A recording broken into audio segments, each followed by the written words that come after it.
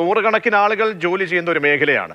അപ്പോൾ ആ മേഖലയിലെ ആശങ്കകൾ അത് നമ്മൾ മുഖവിലേക്ക് എടുക്കേണ്ടതല്ലേ? വെറും കയ്യടിക്ക് വേണ്ടിയാണോ ഈ പ്രഖ്യാപനം നടത്തിയെന്ന ചോദ്യം അത് കൂടുതൽ ഇങ്ങനെ മുഴച്ചു നിൽക്കുകയാണോ ശ്രീ വി ആർ അനൂപ്? സ്ത്രീകൾക്ക് KSRTCയിൽ സൗജന്യ യാത്ര എന്നൊരു തെരഞ്ഞെടുപ്പ് വാഗ്ദാനമായി ഞങ്ങൾ അവതരിപ്പിക്കുമ്പോൾ അത് നടക്കില്ല എന്ന് പറഞ്ഞ ആളുകളുണ്ടെന്നേ, അതൊന്നും നടക്കാൻ പോകുന്നില്ല എന്ന് പറഞ്ഞ ആളുകളുണ്ട്. അവർക്കിപ്പോ നടക്കും എന്ന് മനസ്സിലായിട്ടുണ്ട്. അതിനുള്ള ആദ്യഘട്ട പ്രാരംഭ പ്രവർത്തനങ്ങൾ KSRTCയുടെ ഭാഗത്ത് നിന്ന് ആരംഭിച്ചു. തീർച്ചയായും ഇത്തരം ഒരു വാഗ്ദാനം ഞങ്ങൾ മുന്നോട്ട് വെക്കുമ്പോൾ അത് കർണാടകത്തിലെയും ഉൾപ്പെടെയുള്ള അനുഭവങ്ങളുടെ അടിസ്ഥാനത്തിലാണ്. സ്ത്രീകളുടെ കേവലം ഒരു യാത്രയുമായി ബന്ധപ്പെട്ടതൊന്നുമല്ല. സ്ത്രീകളുടെ മൊബിലിറ്റി, സ്ത്രീകളുടെ വേഗം വർദ്ധിപ്പിക്കുക എന്നുള്ള ഒരു തീർത്തും അത് ബസ് യാത്ര എന്നതിലുപരി നമ്മൾ കാണാത്ത തരത്തിലുള്ള സാമൂഹികമായ ഒരു ശാക്തീകരണം അതിനകത്ത് അടങ്ങിയിട്ടുണ്ട്.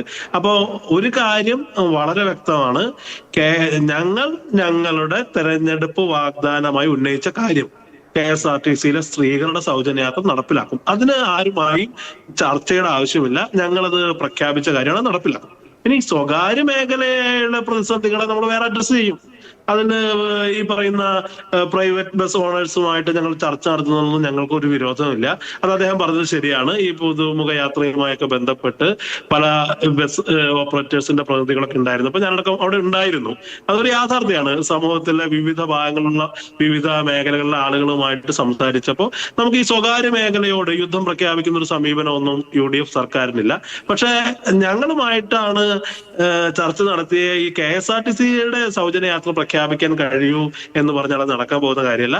ഞങ്ങളുടെ തെരഞ്ഞെടുപ്പ് വാഗ്ദാനമാണ്. അതിനകത്തൊരു ചർച്ചയുടെ ആവശ്യമില്ല.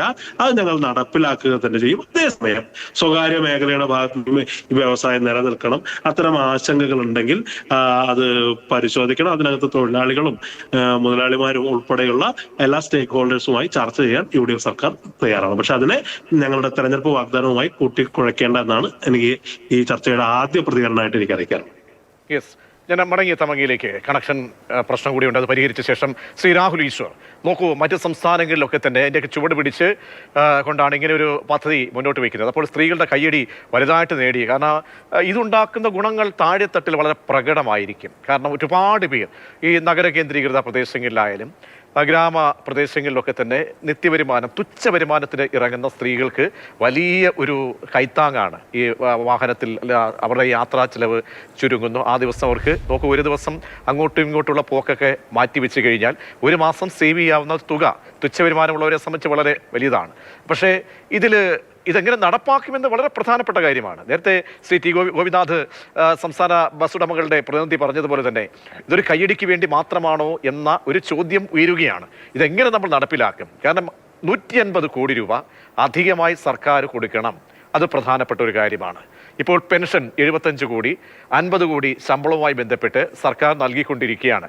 അധിക ബാധ ഖജനാവിൻ്റെ സ്ഥിതി നമുക്കറിയാമല്ലോ. എത്ര കോടി പോലും ഇനി കടമെടുത്താൽ ഡിസംബർ വരെ 23,000 കോടി എന്ന പരിധി. അപ്പോൾ കിഫ്ബിയായിട്ട് ബന്ധപ്പെട്ടൊക്കെ ഒരുപാട് സാമ്പത്തിക ഞെരുക്കത്തിൽ നിൽക്കുമ്പോൾ നമുക്കിതെങ്ങനെ താങ്ങാനാകും? അതൊരു ചോദ്യമല്ലേ. പിന്നെ ഈ പറയുന്ന സ്വകാര്യ ബസ് മേഖല പറയുന്ന അവരുടെ കൺസേൺ അതുകൂടി അഡ്രസ് ചെയ്താൽ.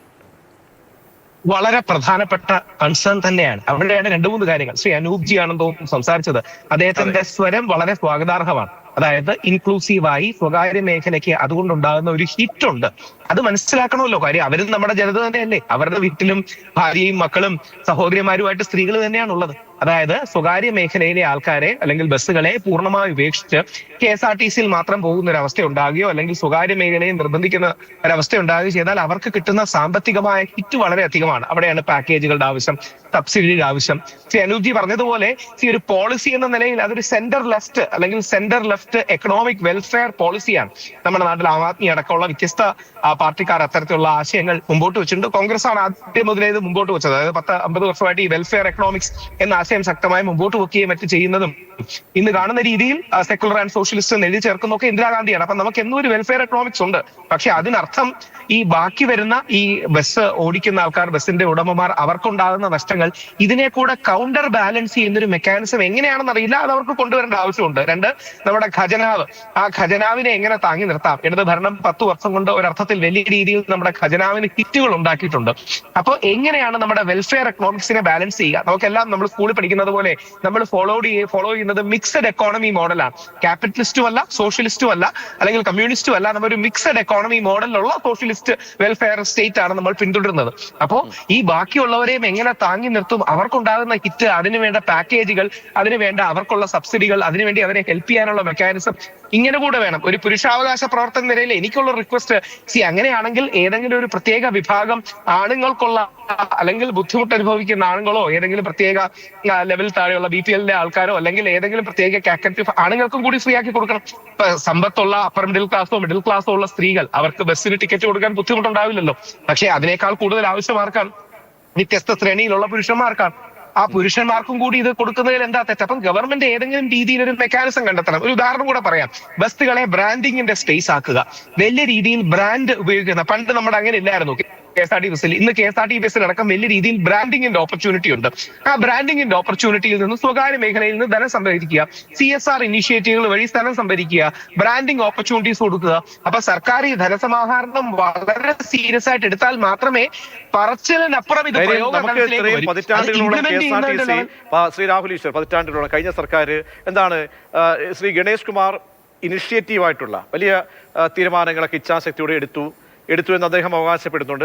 പക്ഷേ നമുക്ക് ഡിപ്പോകൾ, അനാവശ്യമായി കിടക്കുന്ന ഡിപ്പോകൾ ഒരുപാടുണ്ട്. ആ ഡിപ്പോകൾ അത് എങ്ങനെയാണ് നമുക്ക് വ്യാവസായിക അടിസ്ഥാനത്തിൽ ഉപയോഗിക്കാം?